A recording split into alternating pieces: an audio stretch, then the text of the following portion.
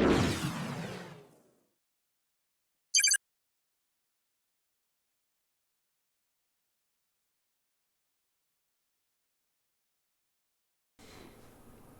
everybody, Jose Rodriguez back again. We're going to do our second video, and this is going to be exploring the scanning process a little bit deeper.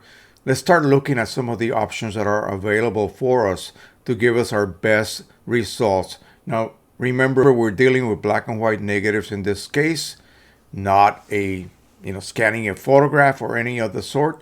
So there are certain things that you need to kind of look at a little bit more careful in your settings. We have negatives that are actually only 1 inch by 1.5 inches. Now say you want to eventually print those maybe as a 13 by 19. So you have to consider what your PPI or pixels per inch resolution you need to have in order to be able to print something 13 inches wide in that 1 inch dimension. So we got to do a little bit of math to give us the correct amount of pixels per inch. But we're going to splurge. We're going to go beyond that because we want to capture that film grain. We want to be able to actually discern the film grain that composes our images.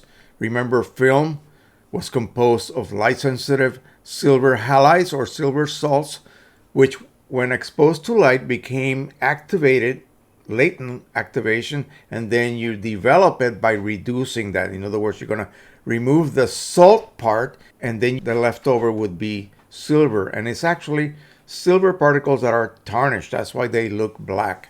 So we want to be able to capture that. Okay, that's what makes that print look like it came from film rather than a digital sensor. All right, so let's jump into the EPSON scanning software, and we will explore those settings a little bit deeper. All right, so here we have our scanner application open, and I have already set some parameters here, which I saved as a setting number 1. And basically that just means that I'm going to be scanning from film, and it is black and white negative. We want to also use a very high bit rate. Okay, we're going to be scanning this in color, but later on we're going to go ahead and turn that image, which will look pretty neutral, but we're going to turn that into a true black and white inside Photoshop.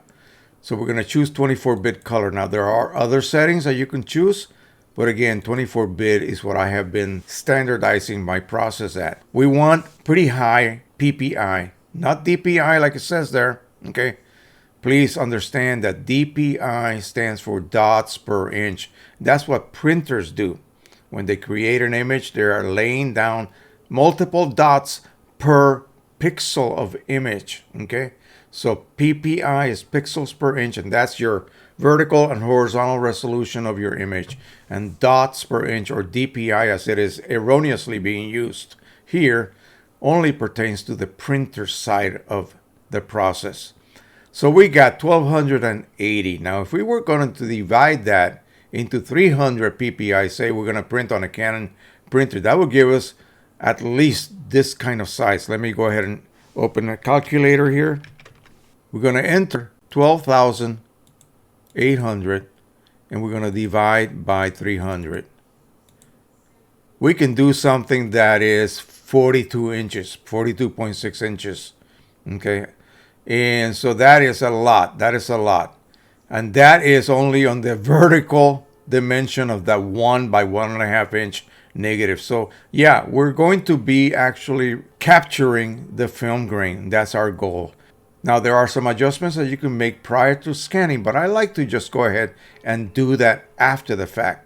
So we're going to leave these alone. Basically, you have a histogram that you can look at. You have a curve adjustment that you can actually adjust as you work, but I like to do that afterwards. So we're going to set it so that I get the maximum amount of dynamic range out of that negative. Even though it may not cover the complete histogram when it is fully scanned, I'll be able to handle that in Photoshop. What I do not want to do is accidentally cut off what could have been black detail, in other words, shadow detail or highlight detail. There are also some color adjustments that you can apply during the scanning process, but again, we're dealing with monochrome, so we're not going to deal with that at this point. Now, later on, when I start doing some color slides, we'll go ahead and explore those options. Backlight correction, we don't need that. Color restoration, again, we don't need that either at this point. So let's go ahead and do our preview scan. We have it set for a thumbnail, and that's going to allow us to see each one of those little negatives as a single thumbnail. Remember, normally when you scan a document, you kind of get a global look, and you have to then crop it before you do your final scan. But this is going to be pretty much automatically done for us, and that's really neat. So we'll go ahead and wait until the thumbnails are created. And there we go. So let's see what we have here. We'll start with this one. We're going to go ahead and rotate it, the correct orientation. Again, these are all my European photos. Everything is upside down. This was shot in Belgium. I have actually printed that one in the darkroom.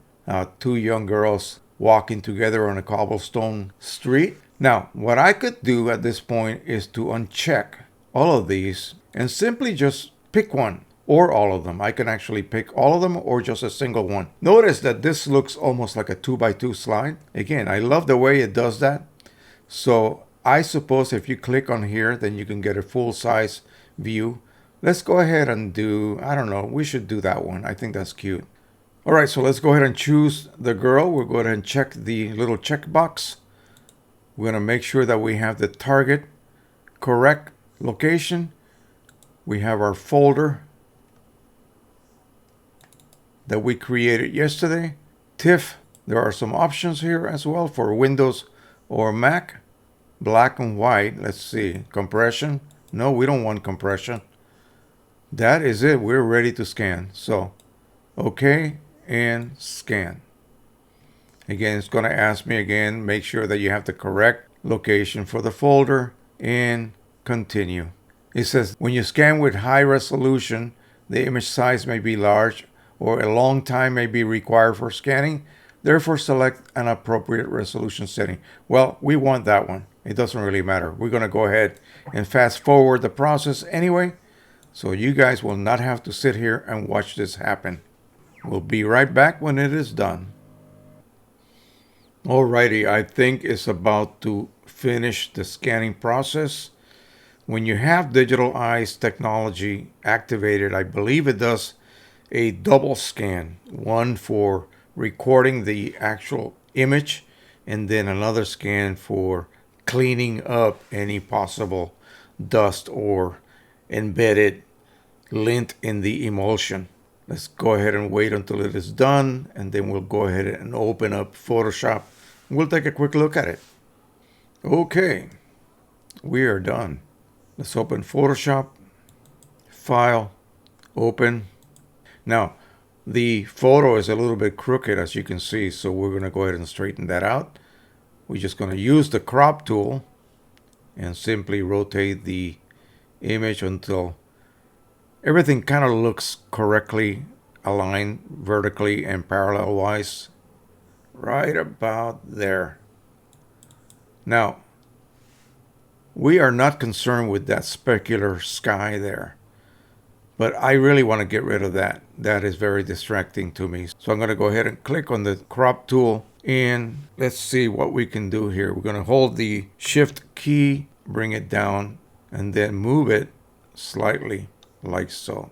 Again, I don't want those grates right there either. They're very disturbing to me. So, okay, so that'll be it. Now, we're going to go ahead and take a look at our histogram and have a look. I mean, really, the actual detail stops here. So we need to expand that. I have a black, which I believe is right here. If you take a look at my info, as I hover over that area, it's very dark. Not quite black, but almost there. As you can see, it's not quite black, but right there, maybe that's almost black. Black would be 000. So that's good. We don't want a pure black. We just want to keep a little bit of the detail, but we need to actually expand the contrast here because we want to take this point here and move it all the way out.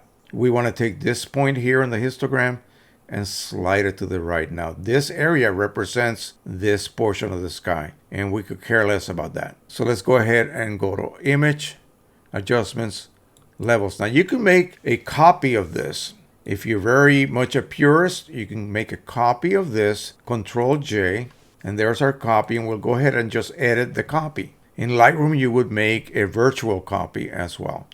So we'll go ahead and hit Image, Levels, and this is where we can adjust that contrast. And notice the slope, and really it stops right about there. So we're going to bring our white point all the way down, right there like so.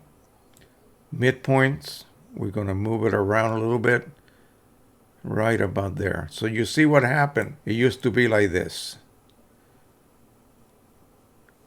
This actually brought it to a more full dynamic range. And we're going to take a look at this. I see something that appears to be a scratch. So these are scratches on my negatives. Oh my goodness. Look at that.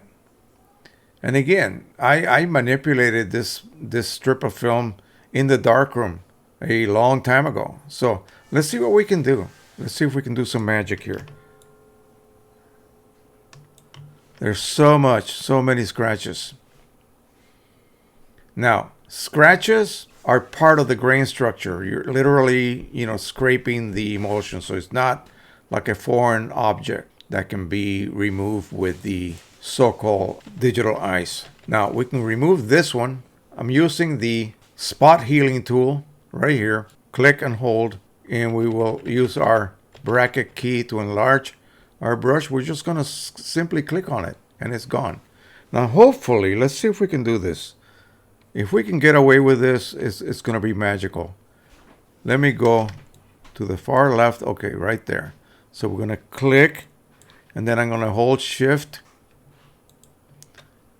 And yeah, I sort of did a fairly good job.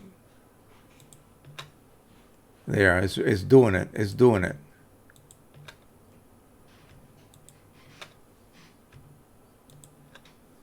We're going to do a new one. So click, and then maybe up to here, Shift, and there. That scratch goes away. That's a really amazing tool. There, I just got rid of a bunch of those scratches. You can literally go, if they are straight, you can just click and then hold the Shift key, come across, and click again, and it is gone. I didn't think that was going to work, but it's really doing a good job. And again, you can size that brush as small as you need to do it. Even if there's, details in some areas, it'll still work. Watch. Boom. You see that? Here. Boom. Beautiful. Now we're going to handle this one here. There's a little tricky one. Get rid of you. But you got to admit, this is totally magical.